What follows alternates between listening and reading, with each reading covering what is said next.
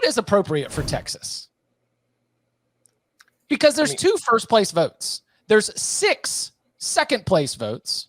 There are 10 third-place votes. There are 20 fourth-place votes. Naturally, that's where you're going to get the most of it, where Texas landed. But then there's 8 fifth-place votes, 8 sixth-place votes, 5 teams that only had them at 5 voters who only had them at number 7. 1 voter put them at 8th, and 2 voters had them at 10. Mm-hmm. So Chuck Landon and Mike Nazoliak. Who are the 9 teams that you think have done a better job than Texas so far this year? Yeah. So that's really inexcusable. I mean, from both a power rating standpoint and a resume standpoint, ranking Texas at 10th is egregious, right? All right, what do you got? Here's the thing, Mike. Chuck Landon of the Charleston Gazette-Mail in Huntington, West Virginia, has Texas at 10. Do you know who he has at 7? Alabama. The team that just lost by 10 at home to Texas. He has ranked 3 spots ahead of Texas in his poll. Maybe he didn't watch this week. Maybe he just filed ahead of time. Maybe he should lose his vote. Like, that's idiotic. You know, come on. Like, we used to decide national champions on this kind of voting stuff before we had the ability to watch all these games on TV. Like, I know most of us watch a bunch of stuff on Sunday and do the rewatch stuff. Like, how do you guys assess them? Because, I try to do it and I don't really, because I don't stick to it, because I tried it one time, 1 year, and people lost their minds. Like, you would have Georgia probably just based on this year alone. Yes, they've looked good, but they haven't had a win. Same thing with Michigan. Like, they've beaten everybody, but they haven't played anybody. So if you truly went off who have the best wins so far, you can make a case for Texas, Florida State. Like, you would have some of those teams. Now, I don't have a huge problem. Georgia back-to-back going for a three-peat. Michigan, same kind of, back-to-back Big Ten champs. Why are you going to ding them for that? But so I'll do my top 12, like thinking outside the box. Let me try to do it a little more resume-based. And people are like, oh, you're going to look so dumb. And I'm like, this isn't a predictor for me. This is based on where you deserve to be right now, which, again, it kind of throws off a little bit because there's a little bit of love to Georgia and Michigan. But I'm always like, I'm not going to be wrong at all. Like, and I also think in that mindset, you've got to be willing to move teams down, like Florida State.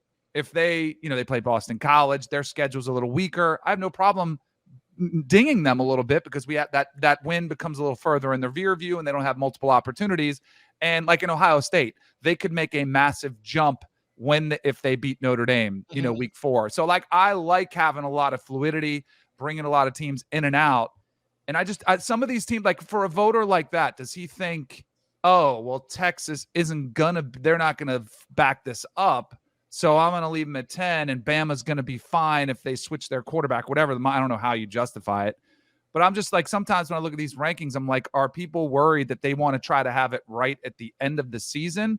Or do they want to have it, right now?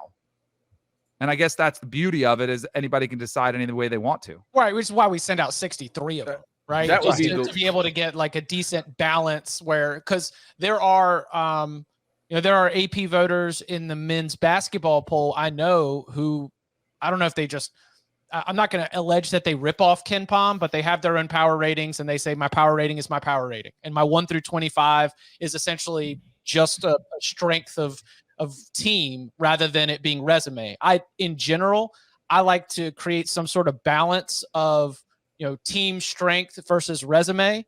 And right now, Georgia is still my number 1 because of team strength. Now, as resume becomes more important and we've got more data points, now I'll start to talk about replacing Georgia with a Florida State or replacing Georgia with a Texas, because Georgia won't have wins that are as impressive. They get to 5-0, 6-0, 7-0.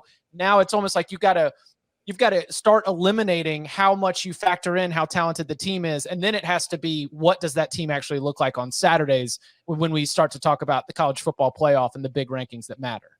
I have no problem with people doing power ratings in these things this early in the season, because we don't really have enough data points to create good rankings, right? I mean, like USC has played nobody so far, and they have crushed them, but it's they've still dog walked them. They no doubt. No, they certainly have. So I don't have a problem with using the power ratings this early. As you get along in the season, I do think you probably need to switch to more of a resume rank, because otherwise, like, why are we playing the games? Essentially, the worst way to do it is a predictive non-power rating way, which is trying to guess what the order of finish will be at the end of the season, because that's like basically way factoring in schedule that has not been played yet. Like that, I know what you guys are suggesting there. That's just a really flawed methodology in voting. You can't be like, all right, well, they have 2 tough games coming up, so I'm going to drop them because I don't think they'll be here after those games. Well, guys, are you going to drop them again once they lose those games? That's kind of crazy. So, yeah, some amalgamation of power ratings and resume to this point makes sense. Predicting what the final record will be is really not a great way to do this. I don't think, because you're going to end up double counting.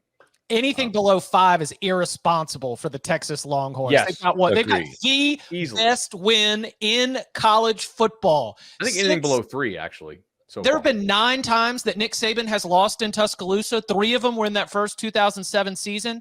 All of the rest of them, the 6 times that Nick Saban has lost in Tuscaloosa, it's been to a future Heisman Trophy winner and a future national champion. It's been to a future SEC champion and a national runner-up. It's been to a future Heisman Trophy winner. It has been to Hugh Freeze. It has been to a future national champion and Heisman Trophy winner. I mean, the rarity of this victory for the Texas Longhorns is something that should be celebrated in a way where, based on power ratings, which have loved the Longhorns since going back to last year, everyone's like, why in the world is this 8-win team top 10 in the power ratings? Well, a lot of that talent is also on the team that won on Saturday night in Tuscaloosa. It's like they were falling short at the margins last year. Now they flipped it to the other side. Anything below 5, I think you're overthinking this by any way you approach it.